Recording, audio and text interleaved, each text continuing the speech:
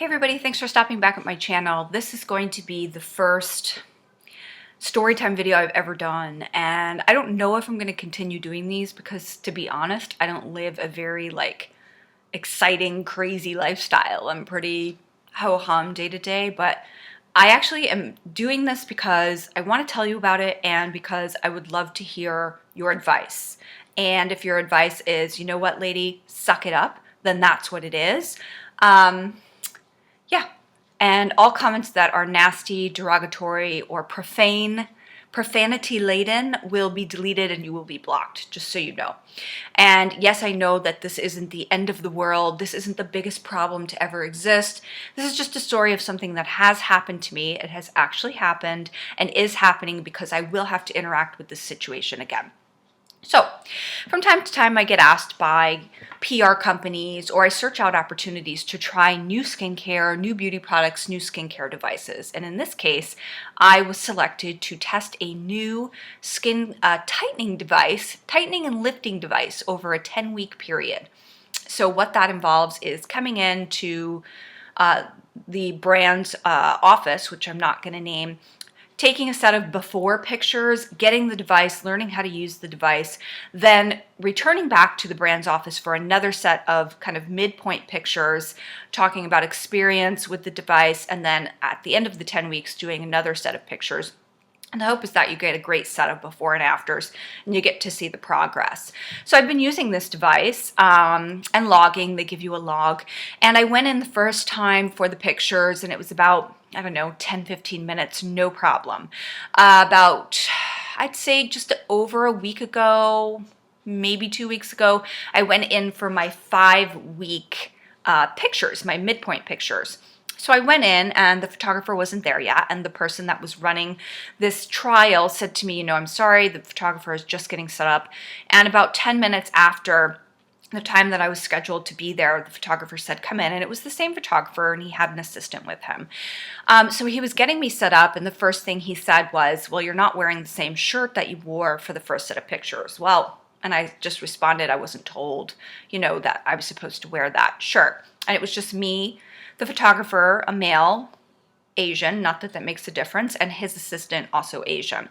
So we were in their boardroom, and the coordinator or the person who organized the trial wasn't there. So he was sitting and talking to me, and we were getting set up and testing pictures, and he said, well, you know, we'll have to make do and we'll have to create these shadows. And then he said, yeah, you know, I definitely see some fullness in your face. And we were going through and starting the pictures at this time. And the pictures are done very specifically. They're done dead on, 45 degrees to the right, 90 degrees to the right, 45 degrees to the left, 90 degrees to the left. So as we're turning, he said, well, gosh, you know, I'm not sure I can use these pictures, and you're not wearing the same shirt, and you have to take the earrings off, and your hair looks different, but your face looks really full. And I said, okay, is that good? You know, is that, what's that? You know, maybe that's the device. And he said, maybe it's the device. This is the part that got me. Or maybe it's all the lamb chops you ate for Easter dinner. And I went, what? Because I actually didn't have Easter dinner. It was the day after Easter, actually, the Monday after Easter. And I said, I didn't have Easter dinner. And he goes, you sure? He said, everybody's been stuffing their faces. You know, your face is really full. And I thought, okay. And I went, no. And I continued doing the pictures. And I was actually very late back to my office because they were late setting up. And then apparently I had ruined everything with my full face and different top or whatever I was wearing. And as I was driving back, I thought to myself, what just happened there? Like, why did that happen? And then I tried to brush it off and thought, well, maybe it's not a big deal. Maybe I shouldn't worry about it. And I got back to my office, and even when I came in, 2 of my coworkers said to me, well, you know, how was it? What did you do? And I sat there, and then I told them what had happened. And the first one had said to me, one of my coworkers had said, well, I can't believe he had any teeth left in his mouth, because if you know me, I don't have a ton of patience, but I'm working on that.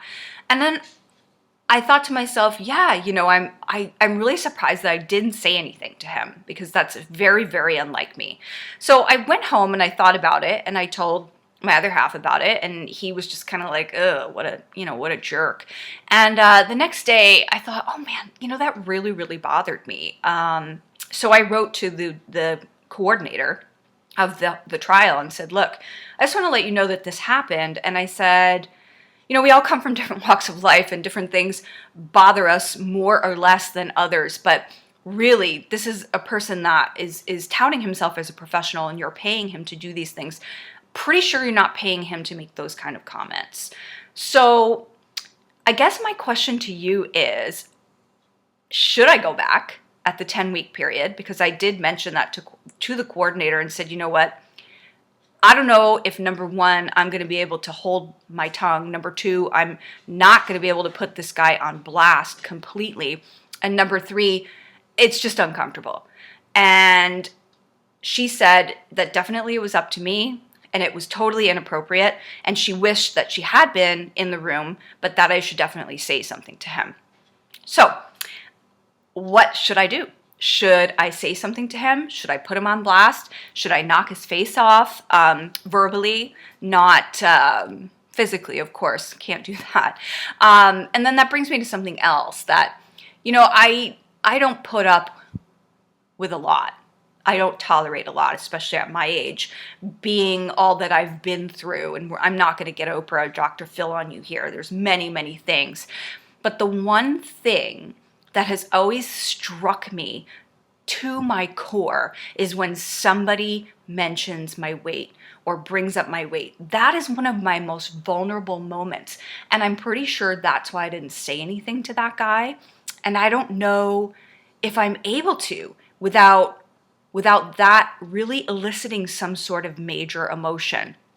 And I don't know. That's just so tough for me. And even now when I think about it, it irritates me and it bothers me and it makes me feel so awful. And I remember going back to my office after that had happened, and just literally I could feel myself shrinking up and kind of not walking tall and walking with my shoulders back and being confident. And it really bugged me. It bugged me that he thought it was okay to say that, even if it was a joke, because that's something that I really carry with me, and I continue to carry it with me.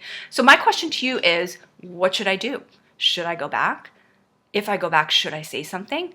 Should I suck it up and let it go? I already see a counselor, so don't suggest that, but I will bring it up at my next appointment. And I really want to hear your suggestions. I mean, maybe it is as simple as me not internalizing that and not focusing it. And for everybody that does comment with a response to the what should I do, I'm going to enter your names into I'll put them in random.org. I would say a fishbowl, but I'll put your names into a fishbowl, and I'm going to draw a name out, and then I'm going to send the person that I draw from random.org a little something, just because I like doing that. So I would love to hear your thoughts. Has this ever happened to you? And what do you do? Like, I've struggled with my weight my entire life, and it sucks. And I don't really need to be reminded. You know what I mean? So thanks so much for watching.